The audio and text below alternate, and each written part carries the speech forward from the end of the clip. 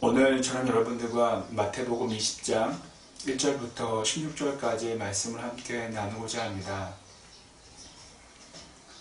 오늘 본문의 내용은 이러합니다. 아침 일찍 포도원에 와서 일한 사람들과 끝나기 1시간 전에 와서 일한 사람들이 모두 똑같은 품삯을 받았다는 것입니다. 이때 가장 먼저 왔던 일꾼들은 주인에게 어떻게 그들과 똑같이 대할 수 있냐고 따지듯 묻게 됩니다. 이의 주인은 원래 정해진 품삯이고 하루분의 품삯이기 때문에 시간과 관계없이 똑같이 품삯을 지급했다고 답해 주었습니다. 예수님께서는 이 이야기를 통해 하나님의 마음을 우리에게 알려주셨습니다. 그것은 하나님의 마음이 바로 사랑이라는 것입니다. 어떻게든 포도원으로 오게 해서 품삯을 받게 하려는 그 넓은 주인의 마음이 바로 하나님의 마음이라는 것입니다. 당연히 일찍 온 사람들의 마음을 이해 못하는 건 아닙니다. 만일 제가 그들 중에 있었더라면 저부터가 화를 냈을 수도 있습니다. 억울하다는 것이죠. 하지만 주인의 입장에서 본다면 화낼 일이 아닙니다. 정해진 품삯을 받는 것이 공평한 것이지 불공평한 것은 아니었기 때문입니다.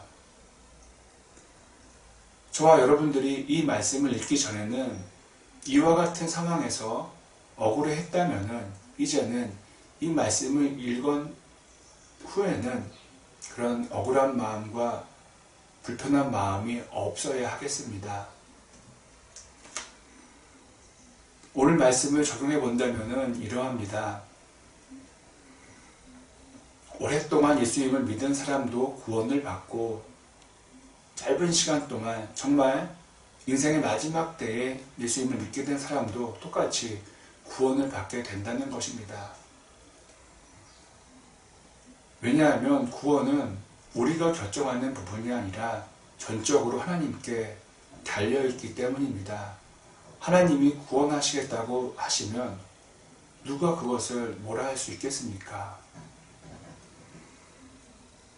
무엇보다 구원의 기준은 믿음 자체이지 얼마 동안 어떻게 믿었냐가 중요하지 않습니다. 믿었는지가 중요한 기준이 됩니다. 만일 일찍 온 일꾼들이 늦게 온 일꾼들의 품삯을 알지 못했다면 어땠을까요? 아무런 억울함 없이 불평 없이 집으로 돌아갔을 것입니다. 그렇습니다. 비교를 하니 마음이 힘들게 되었던 것입니다. 비교를 하니 내 흘린 땀과 노력이 떠올랐고 비교를 하니 화가 났던 것입니다. 성령이 내 안에 충만할 때에 이와 같은 비교는 사라지게 됩니다.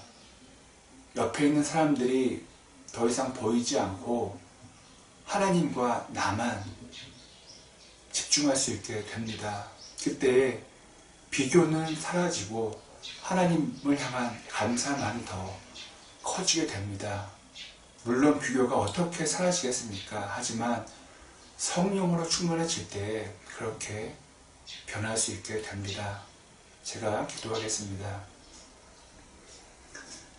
하나님, 하나님의 그 넓은 마음, 어떻게든 늦게라도 포도원으로 사람들을 데리고 오시려는 그 마음을 저희가 이해할 수 있게 도와주시고 저희들의 입장만이 아닌 하나님의 입장에서 삶을, 사람들을 바라볼 수 있게 도와주시옵소서. 비교하는 것 어떻게 없애겠습니까? 하지만 성령으로 충만해질 때에 비교는 점점 작아지고 하나님과 나 사이에 있는 감사만이 더욱더 커지게 될 줄로 믿습니다. 감사합니다. 예수님의 이름으로 간절히 기도드립니다. 아멘.